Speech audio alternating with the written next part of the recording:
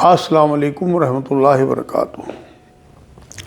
ترجمہ قرآن کے سلسلے میں آج کل ہم سورہ مومن کا مطالعہ کر رہے ہیں۔ یہ 24ویں پارے میں ہے۔ ابھی تک ہم اس کے 2 رکوع آیت نمبر 20 تک ترجمہ اور تفسیر سمجھ چکے۔ آج انشاءاللہ آیت نمبر 21 سے آیت نمبر 37 تک 2 رکوع اور تیسرا چوتھا سمجھیں گے۔ الحمدللہ رب العالمین والصلاۃ والسلام علی رسول الکریم وعلی آلہ وصحبہ اجمعین، اما بعد۔ اعوذ باللہ من الشیطان الرجیم، بسم اللہ الرحمن الرحیم۔ رب اشرح لی صدری ویسر لی امری واحلل عقدۃ من لسانی یفقہوا قولی۔ سبحان ربک رب العزۃ عما یصفون وسلام علی المرسلین والحمد للہ رب العالمین۔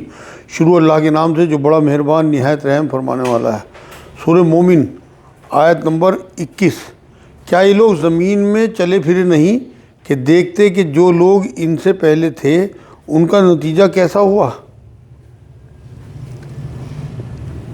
یہاں اللہ نے اس بات کو یاد دلایا ہے کہ اس سے پہلے جو قومیں ہوئی ہیں ان سے عبرت حاصل کرنی چاہیے تھی انہیں۔ کیا زمین میں چل پھر کے دیکھتے نہیں کہ اس سے پہلے قوم جو نافرمان ہوئی ہیں ان کا کیا حشر ہم نے کیا؟ وہ با اعتبار قوت و طاقت کے اور با اعتبار زمین میں اپنی یادگاروں کے ان سے بہت زیادہ تھے۔ مطلب جو اب لوگ ہیں ان سے بہت زیادہ طاقتور اور بہت زیادہ پیسے والے اور رتبے والے تھے، عمارتوں والے تھے۔ پس اللہ نے انہیں ان کے گناہوں پر پکڑ لیا اور کوئی نہ ہوا جو انہیں اللہ کے عذاب سے بچا لیتا۔ مطلب پچھلوں کا انجام بیان ہو رہا ہے کہ اللہ کی نزدیک کوئی طاقت، کوئی رتبہ، کوئی کرسی کام نہیں آتی۔ اگر وہ تباہ و برباد کرنا چاہے، عزت ذلت سب اللہ کے ہاتھ ہے۔ یہ اس وجہ سے کہ ان کے پاس ان کے پیغمبر معجزے لے کر آتے تھے تو وہ انکار کر دیتے تھے۔ آج بھی پیغمبروں کا جو پیغام ہے وہ چلتا رہے گا، جو نہیں مانیں گے وہ پکڑے جائیں گے۔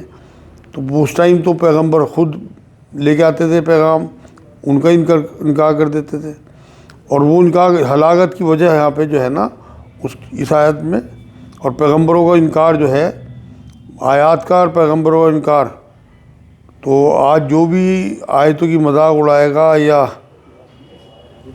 بزرگوں کو ترجیح دے گا اللہ اس کے رسول پہ، قرآن کی آیتوں پہ، وہ اسی زمرے میں آئیں گے۔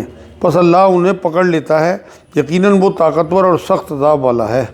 مطلب سب سے زیادہ طاقتور اللہ ہے، اور پھر عذاب دینا، کیونکہ مالک یوم الدین کا مالک ہے، اس دن حساب کتاب ہونا ہے، تو تمہیں بھی پکڑا جا سکتا ہے۔ دین کی دعوت آج بھی جاری ہے، جو لوگ نہیں مانتے ان کی پکڑ ہوگی۔ ہر دور کے مجرم جو ہیں وہ انکار حق کرتے رہے، اور انہیں ڈرایا بھی جاتا رہا کہ پچھلی لوگوں کا حشر دیکھ لو، تمہارا بھی یہی حشر ہوگا۔ مگر جنہوں نے نہیں ماننا تھا انہوں نے ہٹ دھرمی کی، اور ہم نے موسیٰ علیہ السلام کو اپنی آیتوں اور کھلی دلیلوں کے ساتھ بھیجا۔ مطلب توریت اور معجزے یعنی نشانیوں کے ساتھ بھیجا موسیٰ علیہ السلام کو۔ فرعون، حامان اور قارون کی طرف تو انہوں نے کہا یہ تو جادوگر اور جھوٹا ہے۔ مطلب یہ جو ان کے فرعون کے جو وزیر تھے اور مشیر تھے، حامان اور قارون، ان کی طرف جب آئے موسیٰ علیہ السلام، یہ وقت کے مالدار ترین لوگ تھے اس وقت کے، تو انہیں یہ کہا کہ یہ تو جادوگر اور جھوٹا ہے، معاذ اللہ، انہیں موسیٰ علیہ السلام کو۔ سورہ صاد میں بھی نبی اکرم صلی اللہ علیہ وسلم کے لیے کافروں نے یہ الفاظ کہے تھے، وہ آیا اس میں ذکر۔ انبیاء نے کیا کیا جھیلا، ہم پھر بھی دعوت میں نہیں لگتے کہ دیکھیں کہ کس طرح کی چیزیں انبیاء کو سننی پڑیں، اور کیسے کیسے الزامات، کیسے کیسے ظلم، اور کس طرح ہم تک دین پہنچا، ہمیں اندازہ ہی نہیں ہے اس بات کا۔ تو یہاں اسی کا ذکر ہے۔ سورہ ذاریات 52-53 نمبر آیت میں بھی آیا کہ پہلے انہیں دیوانہ بتایا گیا، پھر جادوگر کہا گیا۔ ایک دوسرے کو وصیت کر کے جاتے ہیں کیا یہ کہ انبیاء کو جو دیوانہ اور جادوگر کہتے ہیں؟ تو اللہ نے طنز کسا ان لوگوں پہ کہ ہر دور کے لوگ اپنے وقت نبی کو یا تو دیوانہ یا جادوگر کہتے ہیں، تو کیا یہ ایک دوسرے کو وصیت کر کے جاتے ہیں؟ آیت نمبر 25۔ پس جب ان کے پاس موسیٰ علیہ السلام ہماری طرف سے دین حق کو لے کر آئے تو انہوں نے کہا کہ اس کے ساتھ جو ایمان والے ہیں ان کے لڑکوں کو تم مار ڈالو اور ان کی لڑکیوں کو زندہ رکھو، اور کافروں کی جو ہیلہ سازی ہے وہ غلطی میں ہی ہے۔ مطلب یہاں اس بات کا ذکر کیا گیا کہ یہ جو دوسرا فرعون تھا، اس سے پہلے بھی موسیٰ علیہ السلام کی پیدائش کے ٹائم بھی یہ حکم دیا تھا، جو بڑا والا فرعون تھا. فرعون ایک لقب تھا اصل میں، اس ٹائم جو بھی بادشاہ ہوا کرتا تھا وہ فرعون ہی کہلاتا تھا. تو موسیٰ علیہ السلام کے ساتھ ہی یہ پرورش پایا تھا. جو اب بادشاہ تھا فرعون جو پہلے والا تھا، اس کا باپ، اس کے محل میں موسیٰ علیہ السلام نے پرورش پائی تھی اور اس کے ساتھ ہی پلے بڑھے تھے. تو یہ اب جب بادشاہ بنا تو اس نے بھی اپنے باپ والا کام کیا کہ جب موسیٰ علیہ السلام جو ہے وہ دین حق لے کے آئے تو انہوں نے یہ کہا کہ ان کے لڑکوں کو تو مار دو اور لڑکیوں کو زندہ رکھو. یہ حکم جاری کیا تاکہ لوگ موسیٰ علیہ السلام کو منحوس سمجھنے لگیں. معاذ اللہ. سورہ اعراف 131 میں بھی یہ بات آئی تھی. پہلے یہ جو ہے نجومیوں کو کہنے کی وجہ سے اس کے باپ نے کیا تھا یہ کام، اور اب اس نے یہ اس وجہ سے کہ لوگ جو ہیں جو اس کی رعایت تھی وہ انہیں منحوس سمجھنے لگے. دوبارہ حکم ہوا کہ بیٹوں کو قتل کیا جائے.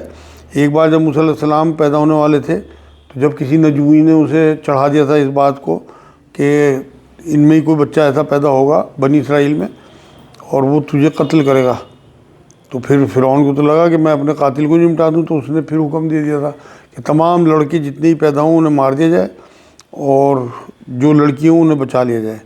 دوسرے اب اس نے تو وہ پہلے وہ تھا باپ تھا اور یہ لڑکا تھا اس کا. میں بتا رہا اسی کے ساتھ موسیٰ علیہ السلام پڑے بڑے تھے، لیکن اب اسے کوئی لحاظ نہیں تھا اس بات کا. اب اس نے دھمکی دی تھی کہ فرعون جو ہے اس نے کہ میں تمہاری جو قوم ہے اس کے لڑکوں کو تو قتل کرا دوں گا اور لڑکیوں کو زندہ رکھوں گا. اور کافروں کی جو ہیلہ سازی ہے وہ غلطی میں ہی ہے، مطلب ناکام جو ہوئے ہیں. موسیٰ علیہ السلام کی حفاظت اللہ نے کی اور ان کی پلاننگ غالب ہوئی اور بنی اسرائیل کو بچا کے فرعون کو غرق کر دیا اللہ نے. تو یہاں اللہ نے کہا کہ کافروں کی جو ہیلہ سازی ہے وہ غلطی میں ہی ہے، مطلب وہ غلط تھے، اسی لیے اللہ نے حق کا ساتھ دیا. اور فرعون نے کہا مجھے چھوڑو کہ میں موسیٰ علیہ السلام کو مار ڈالوں، مطلب تکبر میں آ کے کہا کہ انہیں قتل کر دوں، موسیٰ علیہ السلام کو شہید کر دوں. اسے چاہیے کہ اپنے رب کو پکارے. مطلب اگر جرت دیکھیے آپ کہ یوں کہہ رہا کہ اپنے اللہ کو پکارے کہ وہ اسے بچا لے کی طرح. مجھے تو ڈر ہے کہ یہ کہیں تمہارا دین نہ بدل ڈالے یا ملک میں کوئی بہت بڑا فساد نہ برپا کر دے. مطلب جب اسے اتفاق رائے نہیں حاصل ہوا، یہ چاہتا تو تھا مار ڈوں کس طرح سے موسیٰ علیہ السلام کو، تاکہ یہ جو درباری جو ہیں وہ سکون سے ہو جائیں میری بات مانیں. لیکن اسے یہ بھی خطرہ ہوا کہ درباری الزام نہ لگانے لگے کہ اس نے ایک معصوم کو قتل کر دیا. تو اس وجہ سے اس نے جو ہے وہ وہاں دھمکی دی انہیں مارنے کی. لیکن جب اتفاق رائے نہیں ہوا تو یہ پیچھے ہٹ گیا. تو پھر آگے اس نے ایک جرات اور کی کہ مجھے ڈر ہے کہ تمہیں مطلب بہکانا چاہا، نظام بدل دیں گے موسیٰ علیہ السلام یہاں کا اور غیر اللہ کی عبادت سے ہمیں ایک اللہ کی طرف لے آئیں گے. اور یہ بھی کہا کہ کوئی بہت بڑا فساد نہ برپا ہو جائے، مطلب تختہ نہ الٹ جائے ہمارا. اسے خطرہ تھا کہ کچھ نے تو توحید قبول کیا تو وہ بے باکی سے لڑنے لگیں گے اگر جس نے توحید کو قبول کر لیا، اور یہ تو عبادت پہ لگا دیں گے لوگوں کو. اور فرعون کا جو دین ہے اسے کہا گیا کہ فرعون کا دین جو ہے دینی نظام جو ہے وہ دین کو نظام کہتے ہیں. وہاں جو نظام چل رہا تھا وہ فرعون کا چل رہا تھا. جب یہاں زمین پہ شریعت لاگو ہوگی تو اللہ کا دین یعنی نظام قائم ہوگا یہاں پہ. تو دین جو ہے وہ نظام کہلاتا ہے. موسیٰ علیہ السلام نے کہا میں اپنے اور تمہارے رب کی پناہ میں آتا ہوں ہر اس تکبر کرنے والے شخص کی برائی سے جو روز حساب پر ایمان نہیں رکھتا. مطلب اس کے سوا تو کوئی رب ہے ہی نہیں. انہوں نے کہا میں اپنے اور تمہارے رب کی پناہ میں آتا ہوں، مطلب تمہارا رب بھی اصل وہی ہے. تم اسے جو فرعون کو رب مان رہے یہ جو ہے یہ جھوٹا رب ہے. اصلی رب تمہارا سب کا ہمارا ایک ہی ہے. اب جو 28 نمبر آیت سے اس مومن کا بیان شروع ہو رہا ہے، اس کی تقریر شروع ہو رہی جس کے نام پہ یہ صورت رکھی گئی تھی. اور اس میں قرآن میں سب سے بڑی تقریر جو ہے کسی مومن کی، کسی انسان کی، مطلب اس سے بڑی تقریر کسی نبی کی بھی نہیں ہے جو یہاں اس سورہ مومن میں اب شروع ہو رہی ہے آیت نمبر 28 سے. فرعون کے دربار کا کوئی بڑا آدمی ہوگا جو ایمان لے آیا تھا. جب اس نے فرعون کی سازش دیکھی تو وہ بندہ جو مومن تھا حضرت موسیٰ علیہ السلام کے حق میں کھڑا ہو گیا اور بولنے لگا، جو قرآن میں سب سے بڑی تقریر ہے کسی انسان کی۔ تو یہاں اللہ نے اسے قیامت تک کے لیے، ویسے تو پیغمبروں کا ذکر بہت ہے، مگر اللہ نے اس کی بات اتنی پسند آئی اللہ کو کہ قیامت تک سب سے بڑی تقریر اس کی قرآن میں درج کرا دی۔ اتنے بڑے دربار میں کھڑے ہو کے، آنکھوں میں آنکھیں ڈال کے ایمان کی بات، شرک کی نفی، حساب کتاب کی پیشی اور آخرت کا بتانا، غور و فکر کی دعوت دینا، یہ بڑی جرت کی بات تھی کہ اس نے فرعون کی آنکھوں میں آنکھیں ڈال کے بات کی۔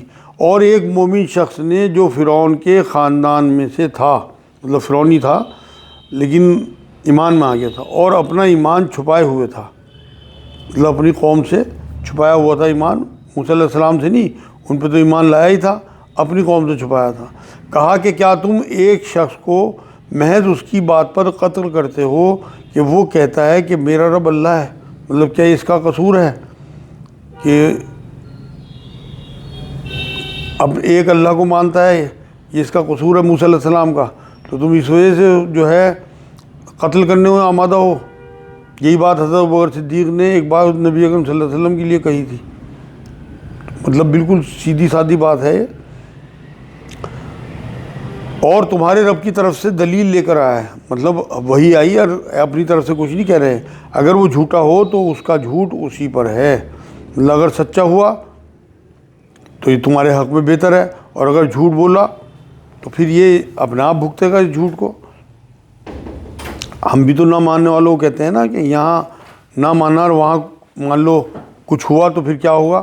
میرے سے کئی بار سوال یہ ہوا کہ مان لو اگر وہاں کچھ ہوا ہی نہ، میں نے چلو مان لیا کہ وہاں کچھ نہیں ہے، اور اگر ہوا تو جو ماننے والے ہیں وہ تو بچ گئے، اور جو نہیں ماننے والے ہیں وہ پھنس گئے۔ تو یہاں اللہ نے وہی بات کہی کہ اگر یہ سچا ہے تو سب کے لیے فائدہ مند، سب بچ جائیں گے جو ایمان لائیں گے، اور اگر جھوٹا ہے تو پھر اس کا عذاب اسی پہ آئے گا۔ تو جس عذاب کا وہ تم سے وعدہ کر رہا ہے اس میں سے کچھ نہ کچھ تو تم پر آ پڑے گا، مطلب حساب تمہیں دینا ہی پڑے گا۔ عذاب اس لیے آئے گا تو اس لیے مان لو، غلط ہوا تو یہ اپنا آپ بھگتے گا، اور صحیح ہوا تو ہم سب کو بچا لے جائے گا۔ مطلب اسے نقصان پہنچانے کے عوض میں ہم پکڑ میں آ جائیں گے، کیونکہ اللہ کا اگر سچا نبی ہوا تو ہم سب پھنس جائیں گے، کچھ نہ کچھ تو تم بھی پکڑے جاؤ گے۔ اللہ تعالیٰ اس کی رہبری نہیں کرتا جو حد سے گزر جانے والے اور جھوٹے ہوں۔ مطلب یہ مرد مومن تھا جو بہت سی توحید کی دلیلیں پیش کر رہا تھا، یہاں پہ اسی نے یہ بات کہی کہ اللہ جو ہے وہ کبھی بھی رہبری نہیں کرتا جو حد سے گزرنے والے ہوں جو اور جھوٹے ہوں، اور اگر یہ جھوٹا ہوا تو اللہ اس کی رہبری نہیں کرے گا۔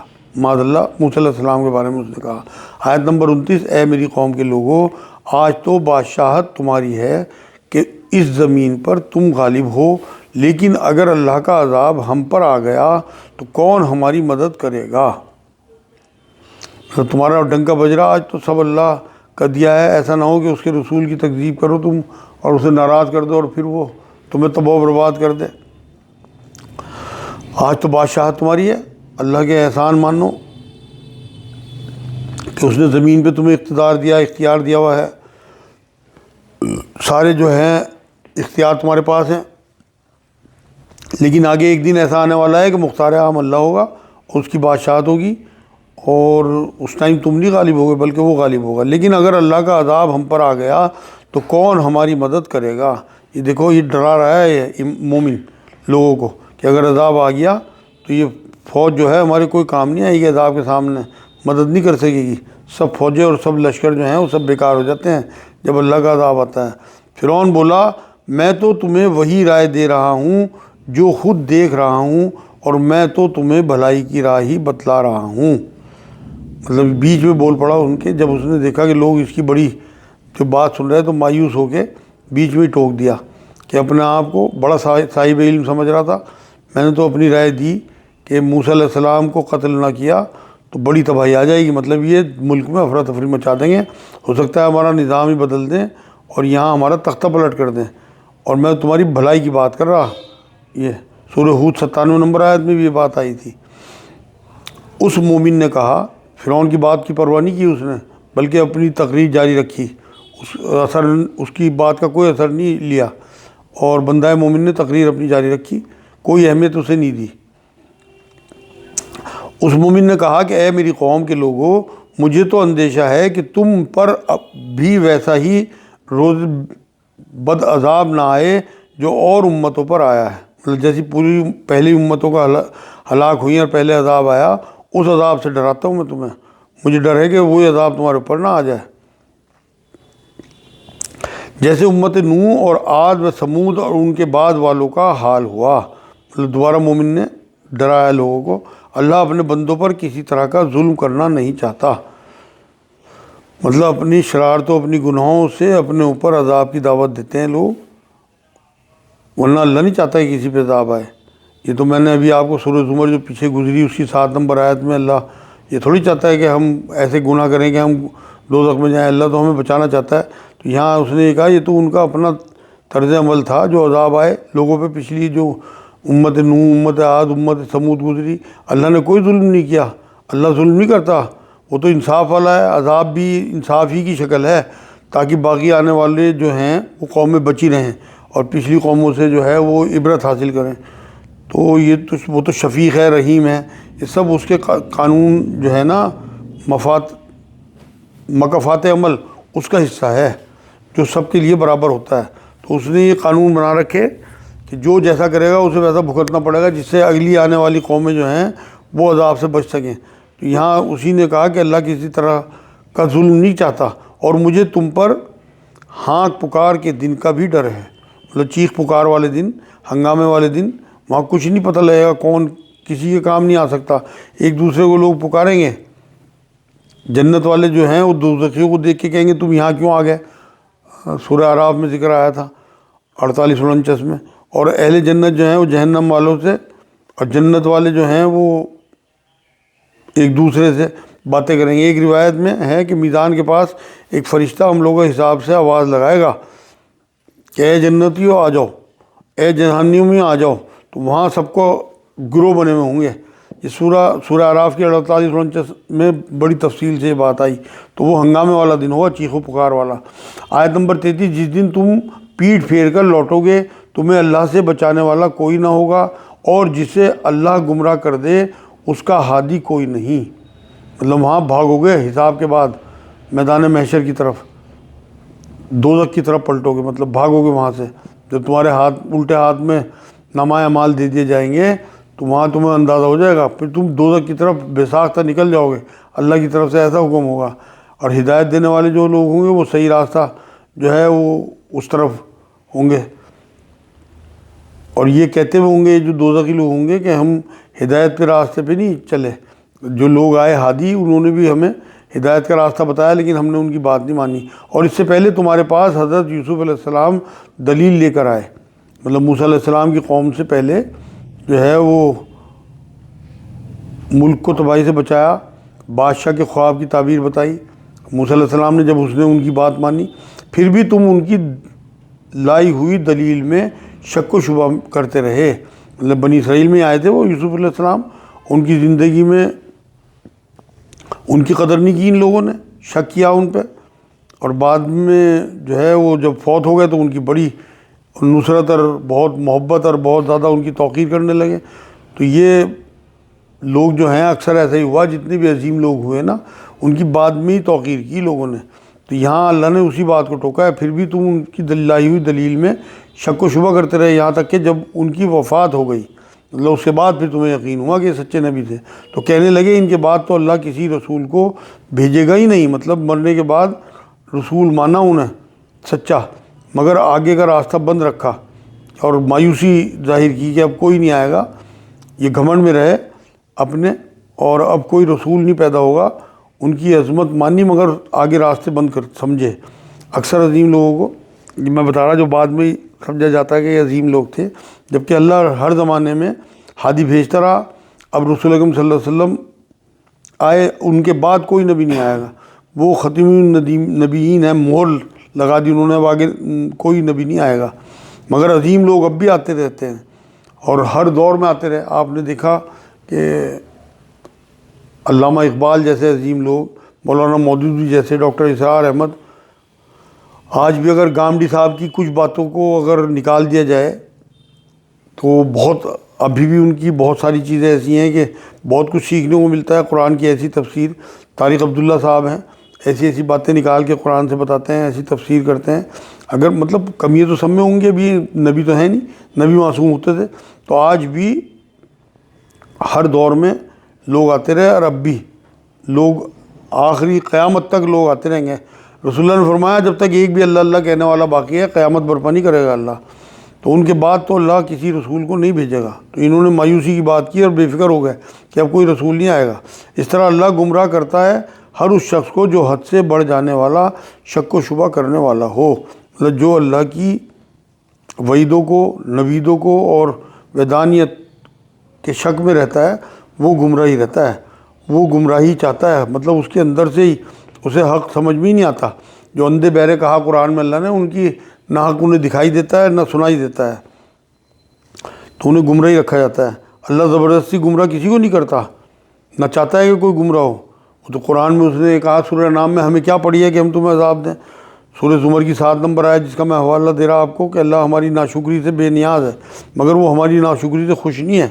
مطلب بہترین طریقہ بھی یہی ہے کہ جو لوگ آپ کو پسند نہ کریں وہ ان سے بے نیاز ہو جاؤ، گلے نہ پڑو ان کے۔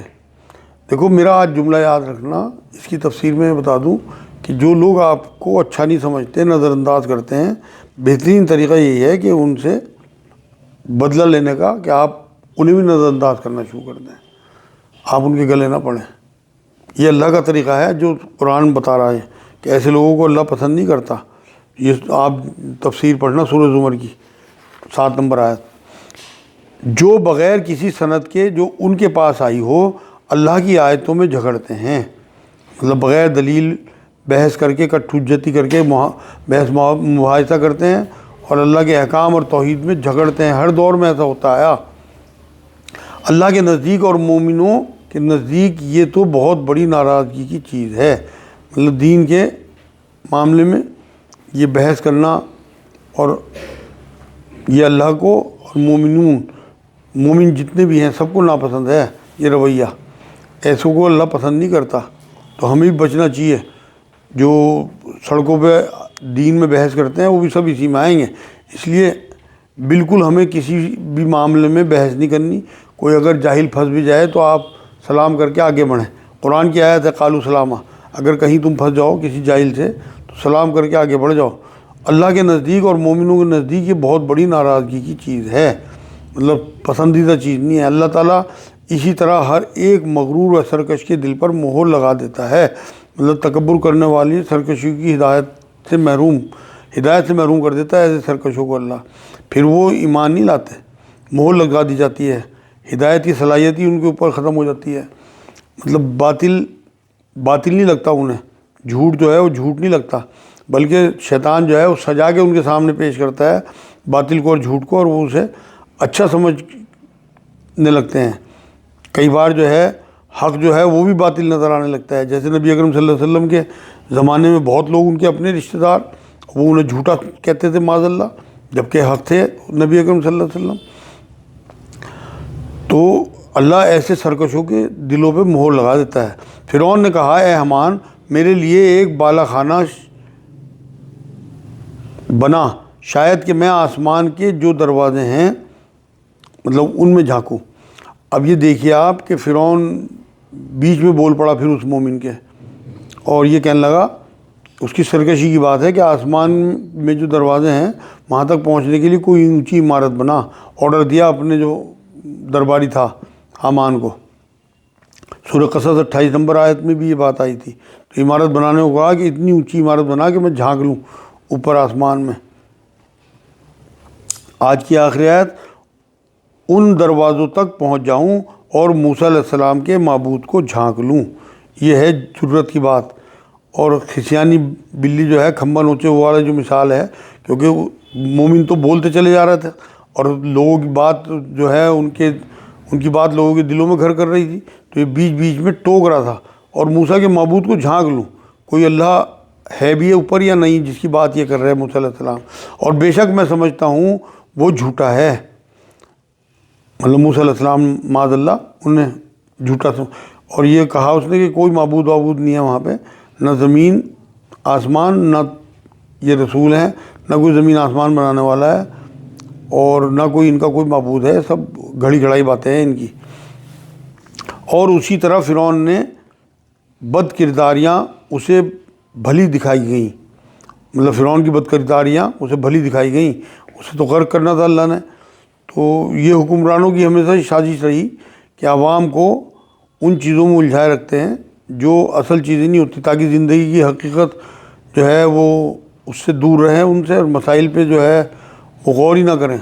جیسے آج بھی آپ دیکھیں ملکوں میں یہی ہوتا ہے، کھیل تماشوں میں لوگ لگے رہے، الٹی سیدھی چیزوں میں ایسی ایسی بیوقوفی کی باتیں کرتے ہیں، اور ظالم جابر حکمران کبھی آپس میں بانٹنا، کبھی الٹی سیدھی چیزوں میں عوام کو لگا دینا ہمیشہ سے رہا ہے، دھیان کہیں اور لگا کے حق سے دور کر کے خود حکمرانی کرتے رہے۔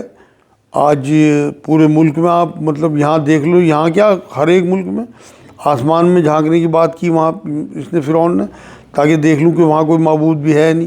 اس طرح کی الٹی سیدھی باتیں ہمیشہ سے لوگ کرتے آئے، اور بے شک میں سمجھتا ہوں وہ جھوٹا ہے۔ اور اسی طرح فرعون کی بد کرداریاں اسے بھلی دکھائی گئیں، اور وہ راہ سے روک دیا گیا، مطلب اللہ کی راہ سے، حق سے روک دیا گیا، وہ بدگمانی میں مگن رہا اپنی، اور فرعون کی ہر ہیلہ سازی تباہی میں ہی رہی۔ مطلب فرعون سے شیطان نے اس کی جو تدبیر تھی وہ کرائی، اور اسے ان تدبیروں نے تباہ کر دیا، اور اسے ڈبو دیا، آخر میں لشکر سمیت اسے ڈبو دیا گیا۔ مطلب شیطان نے اسے اس کے کارنامے اچھے کر کے بتا کے غلط راہ پہ لگائے رکھا، اور وہ اپنی بدگمانیوں میں مگن رہا۔ یہ الحمدللہ آج تیسرا چوتھا رکوع پورا ہو گیا۔ وما علینا الا البلاغ۔